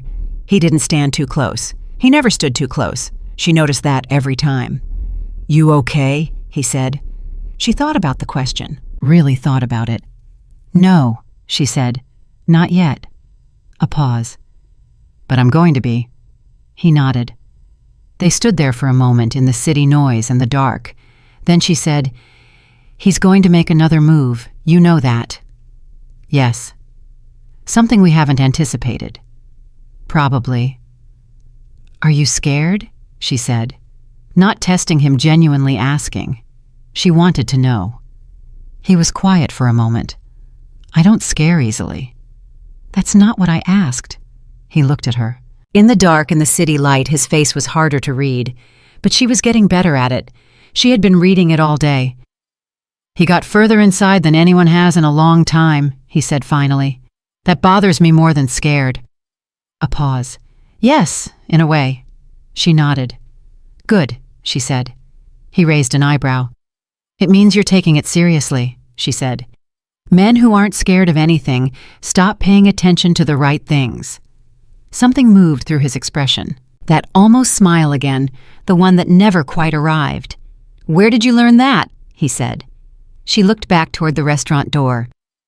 From the man who just taught me everything I needed to know about what not to be, she said. She turned and started walking. After a moment, Dominic walked with her. And somewhere behind them in the restaurant, Marco Vale picked up his phone and made a call that neither of them was able to hear, a call that would set in motion the one thing, the final thing that none of them had seen coming. The card he had kept so close to his chest that even Sal Greco didn't know it existed. The move that changed everything. The call Marco made lasted 4 minutes and 30 seconds. Dominic's team intercepted the metadata within the hour, not the content, not yet, but the number. And when Enzo ran the number and brought the result to Dominic at 11 that night, he stood in the kitchen of his penthouse and read the name on the screen and went very still in the specific way he went still when something genuinely surprised him, which almost never happened. Serena was sitting at the table with a cup of tea she hadn't drunk, still in her coat, still processing the restaurant. She saw his face change. "What is it?" she said. He turned the phone so she could see the screen. She read the name. Judge Raymond Caruso, Federal District Court, 12 years on the bench. The man who had quietly presided over 3 separate cases involving the Vale family in the past decade and ruled in their favor each time in ways that had seemed at the time like good lawyering. He owns a judge, she said. He owns a federal judge, Dominic said. The distinction mattered. Which means whatever civil or legal action we file, whatever Catherine Marsh puts in front of a court, Marco already has the outcome prearranged if it lands in Caruso's jurisdiction. And he set the phone down. And he would have made sure it would. She absorbed this. So the annulment filing gets routed to Caruso's court, gets delayed, disputed, buried in procedural motions for months, by which time Marco has used the delay to renegotiate, to reframe, to get back to a version of events that looks like a family disagreement rather than a fraud. He sat down. His voice was controlled, but she could hear the tension underneath it now. Not panic, nothing close to panic, but the live wire energy of a man recalculating at speed. He's not trying to win the legal argument. He's trying to exhaust us, run the clock until we run out of options or make a mistake. Or until I give up, she said.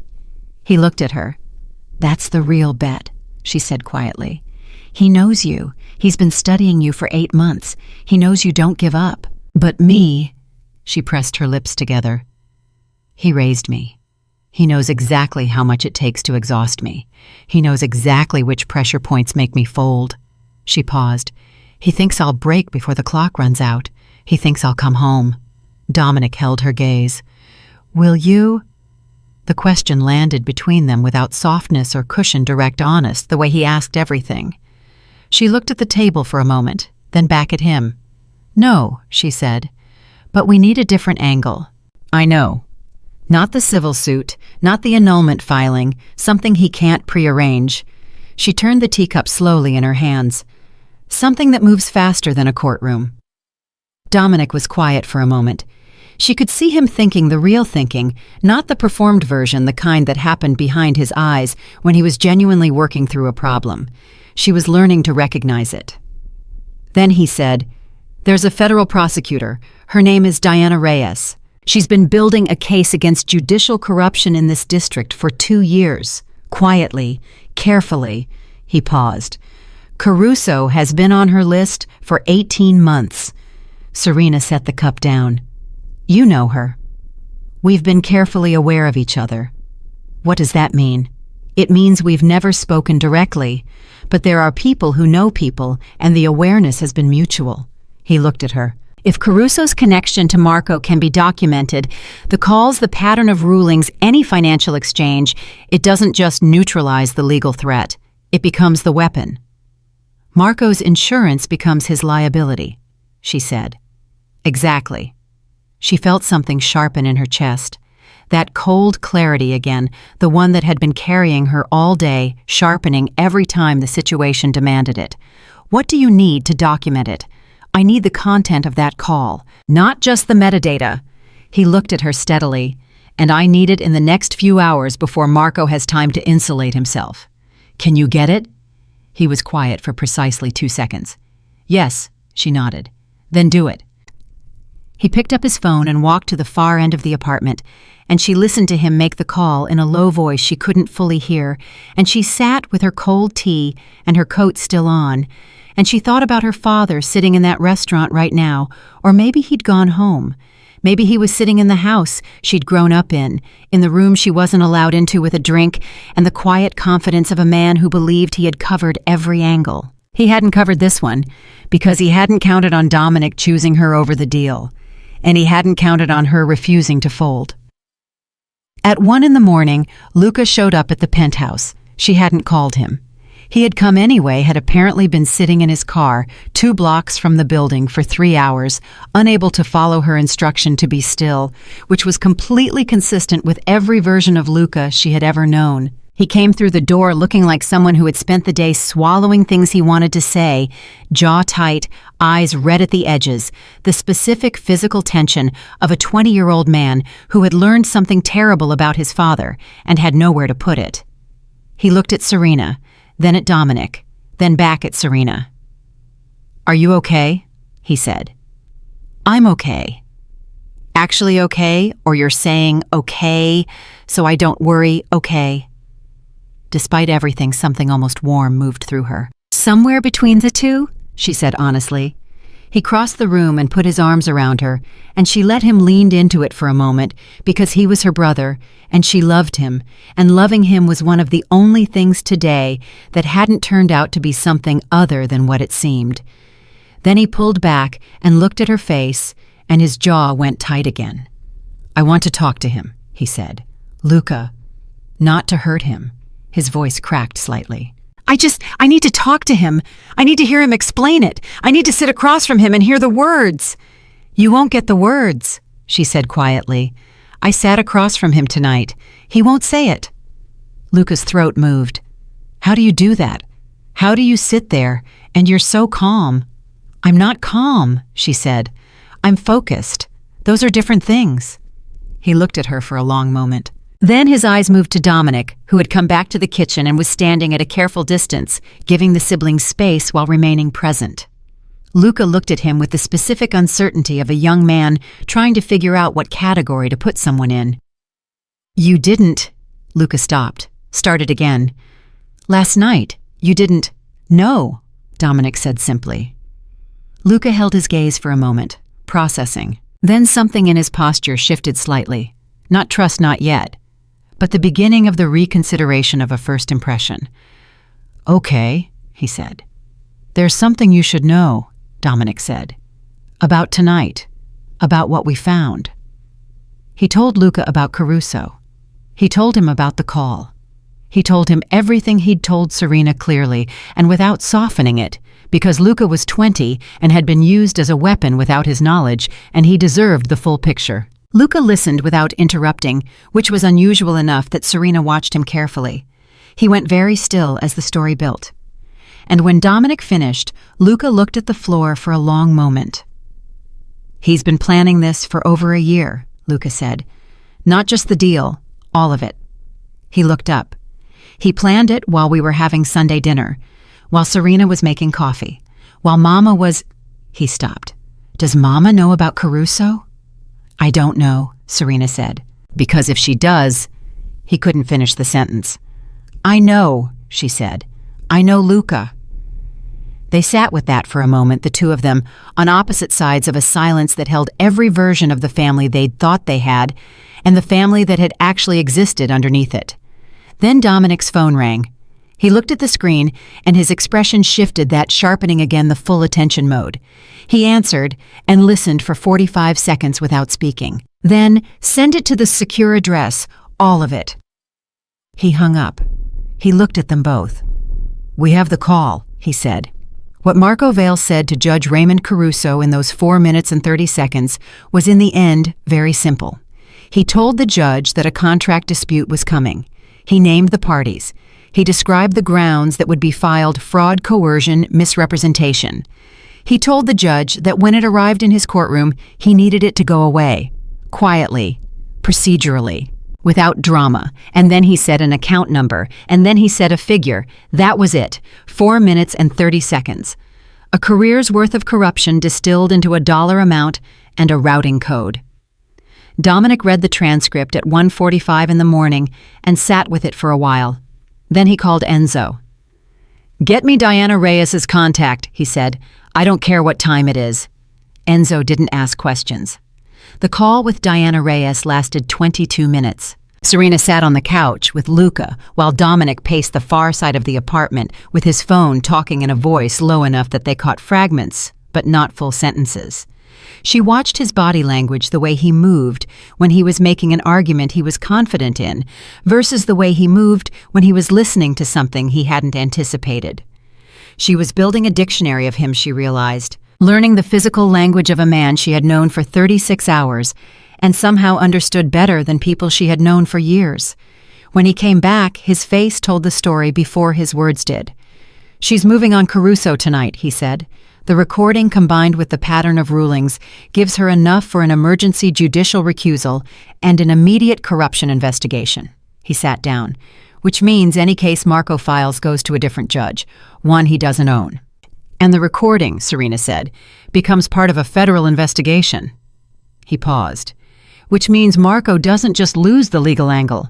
He becomes the subject of one." Luca looked up. "He's going to be investigated." "Yes." "Federally."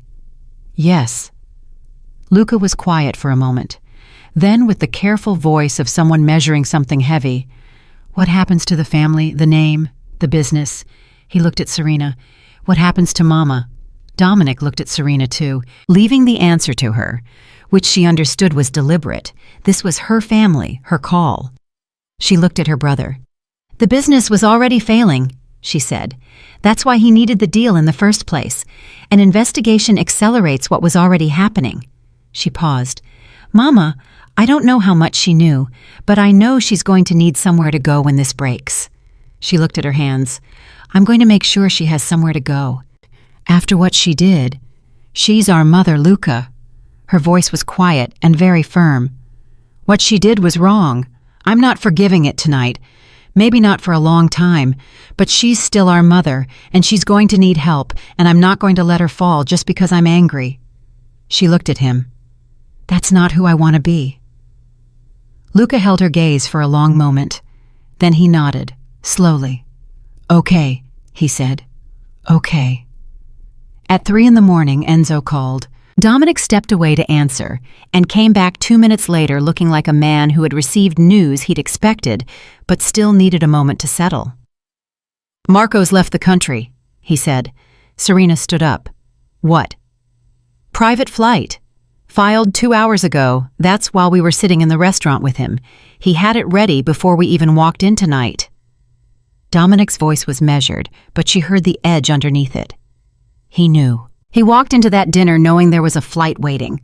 Whatever he said to us, whatever face he made, he was already on his way out. Luca made a sound that wasn't quite a word. Serena stood very still. She thought about her father sitting across from her in that restaurant. His face when she walked in, that fraction of fear she'd caught. She had read it as fear of her, of what she knew of the walls closing in. She had been wrong.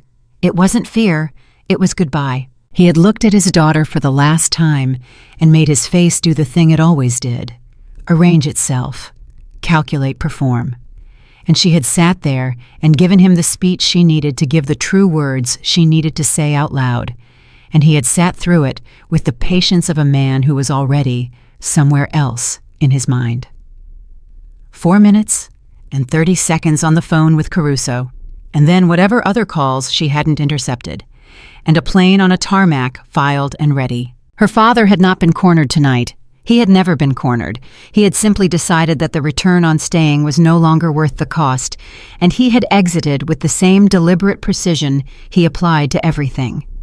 She felt Luca's hand on her arm. "Siri," he said. She held up one hand, not pushing him away, just asking for a moment. She breathed in through her nose and out through her mouth and let herself feel it. The full weight of it, which she had been managing and compartmentalizing all day, not because she couldn't handle it, but because the day had required her hands free and grief took both hands. She felt it now. The loss of something she'd never actually had. The father she had believed in for 23 years who had not existed. The Sunday mornings and the coffee and the voice that called her sweetheart and the hands that were supposed to be safe, all of it built on a foundation that had been rotting for longer than she'd known. She grieved it for exactly the amount of time she could afford to right now, which was about 90 seconds. Then she lowered her hand and looked at Dominic. "Where did he go?" she said. "We don't know yet. European routing, but he could connect anywhere." "Will the federal investigation reach him?" "If Reyes builds the case, yes. Depending on jurisdiction, depending on where he lands." He held her eyes. "It's not guaranteed." She nodded. "Okay." "Okay," Luca said. He ran. He left us, and he ran, and you're saying, okay, what do you want me to say?" She turned to her brother. Her voice was gentle but solid. "That I'm surprised I'm not surprised, Luca.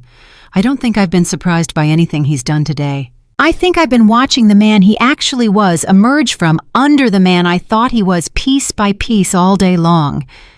She shook her head. "Running is the most honest thing he's done. At least this I can understand. At least this makes sense." Luca looked at her for a long moment. Then he sat down heavily in the chair and put his face in his hands and did what she had not allowed herself to do, cried hard. The specific grief of a young man who has lost something enormous and doesn't have the language for it yet. She sat on the arm of his chair and put her hand on his back and let him. Dominic moved quietly to the kitchen, gave them the room.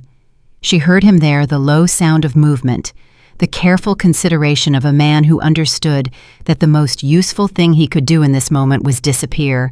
She noticed that about him constantly. His instinct, which ran against everything she would have expected, was always to give space first, to take up less room, to wait to be needed rather than inserting himself into a moment, because he could. After a while, Luca lifted his head.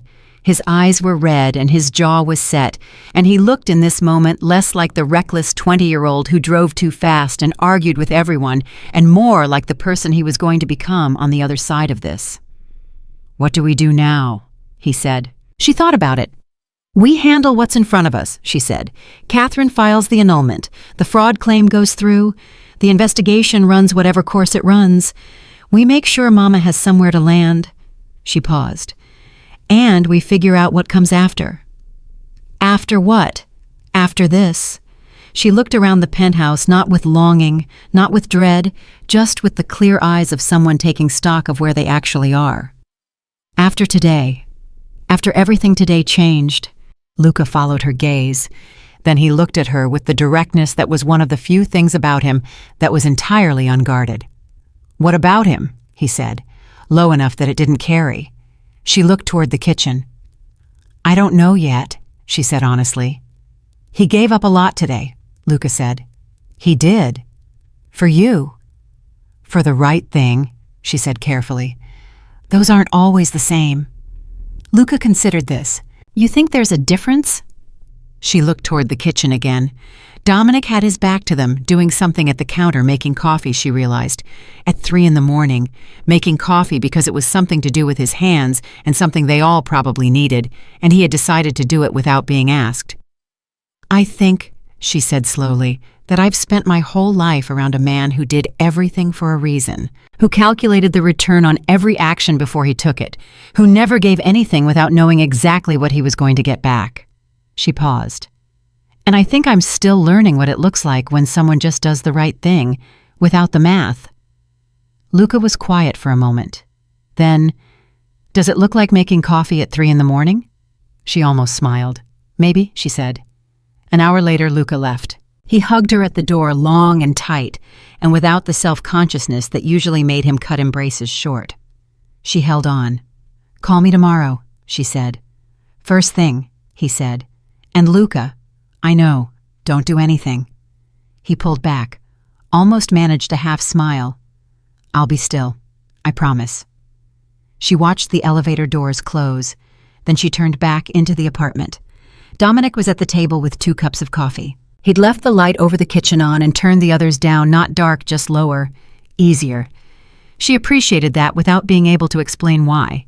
She sat across from him and picked up the cup and held it with both hands the way she always held things, grounding herself in the solid and the warm.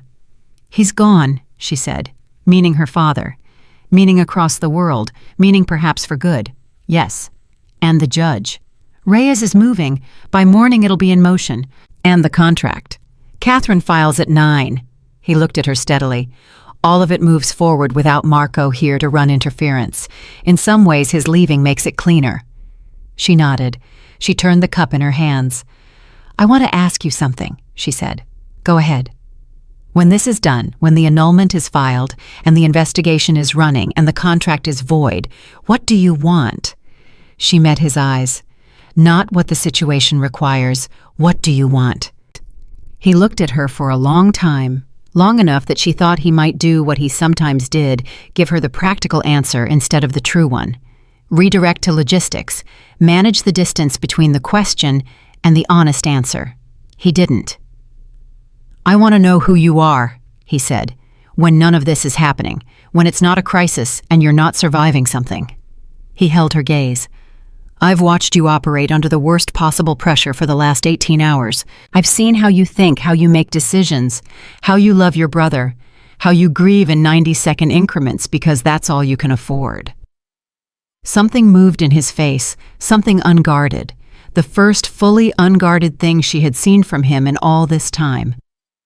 "I want to know the version of you that doesn't have to be that strong."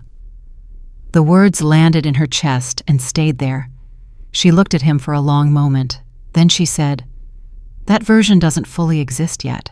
"I know," he said. "I'm not in a hurry." She breathed in slowly, then out. She thought about 36 hours ago, the dress hanging on the door, the black car on the street, the pen her father had pressed into her shaking hand. She thought about what she had believed that morning about who she was and what she was worth and how much of her life was actually hers to choose. She thought about the version of today that could have happened, the version Marco had planned, the quiet version, the version where she signed and settled and learned to make peace with a cage because peace was all she'd ever been allowed to want.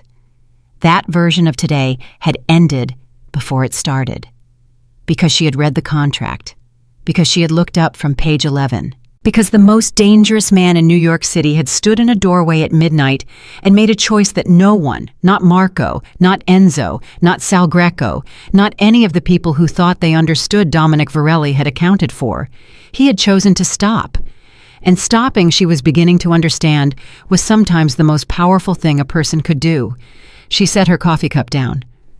"I don't know how to trust easily," she said. "I want you to know that going in. I don't know how to accept things that don't have a catch. I'm going to look for the catch. I'm going to test the edges of things. I'm going to take a long time to believe that what I see is actually what's there." She paused. "That's who I am right now. That's the version you're getting." He held her gaze without moving. "I know. And you're still saying you're not in a hurry." "I'm still saying it." She looked at him for one long, clear moment. Then she picked her coffee back up and leaned back in her chair and felt for the first time in longer than she could measure something unfamiliar settling into the space between her ribs. Not happiness, not yet, and maybe not for a while. Not safety. She was too honest with herself to call it that so soon. But something real. Something that existed outside of Marco Vale's calculations and her mother's careful blindness and 23 years of being taught that she was an instrument with a purpose assigned by someone else, something that was entirely, finally, only hers. She had walked into this marriage with a pen in her shaking hand and someone else's signature on her future. She was walking out of it slowly on her own terms, step by careful step with something no contract could assign and no fraud could hide and no man with a private flight and a judge in his pocket could ever touch. She was walking out of it knowing exactly who she was, and that in the end was the only thing that had ever been worth fighting for.